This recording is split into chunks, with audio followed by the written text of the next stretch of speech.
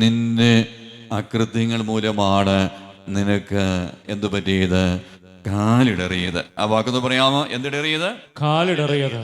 എന്താ പറയുള്ളൊരു ഇടറുക എന്ന് പറഞ്ഞാൽ, ഈ ധ്യാനകോടിലൂടെ നമുക്ക് നടക്കുമ്പോൾ ഇടറി പോകുക എന്ന് പറയുമ്പോൾ നമ്മൾ വേച്ചു പോകുക, എവിടെ തട്ടി വീഴുക, നീ കാലിടറുകയാണ്. സ്മൂത്തായിട്ട് പോകേണ്ട ജീവിതമാണ് കേട്ടോ ജീവിതം. ഈ ജീവിതം വളരെ സന്തോഷകരമായി പോകേണ്ട ജീവിതമാണ്. ദൈവം തന്ന കുടുംബജീവിതം, ഈ ദാമ്പത്യ ജീവിതം, അത് വലിയ അനുഗ്രഹപ്രദമായി പോകേണ്ട ജീവിതമാണ്.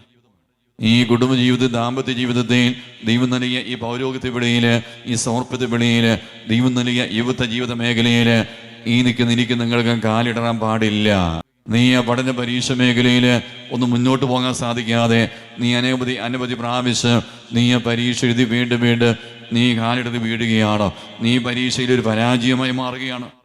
നീ ആരംഭിക്കുന്ന ബിസിനസ് പല പ്രാവശ്യം പല ബിസിനസ് പല വർഷം തുടങ്ങി നീ അത് പരാജയം. ബിസിനസ്സിന്റെ മേഖലയിൽ മകളെ നിനക്ക് കാലിടറുകയാണോ? നീ കുടുംബജീവിതത്തിൽ കാലിടറുകയാണോ? വിടുതലിന് വേണ്ടി കരവയത്തി പറഞ്ഞേ ഹല്ലേലൂയ. ഒരു ജോലിയില്ലായിരുന്നു കേട്ടോ. അനേകം കണ്ണുനീരോടെ പ്രാർത്ഥിച്ചാണ് ദൈവം ഒരു ജോലി നൽകി. എന്നാൽ ജോലിയിൽ ഒരു നിലനിൽപ്പ് കിട്ടുന്നില്ല.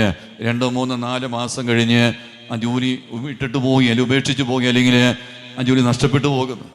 ഇങ്ങനെ ജീവിതത്തിന് ഏതെങ്കിലും മേഖലയിൽ, ആത്മീയ മേഖലയിൽ കാലിടറുന്ന വ്യക്തിയാണോ? ഞാൻ നിങ്ങളുടെ വിടുതലിന് വേണ്ടി കരവയത്തി പറഞ്ഞേ ഹല്ലേലൂയ.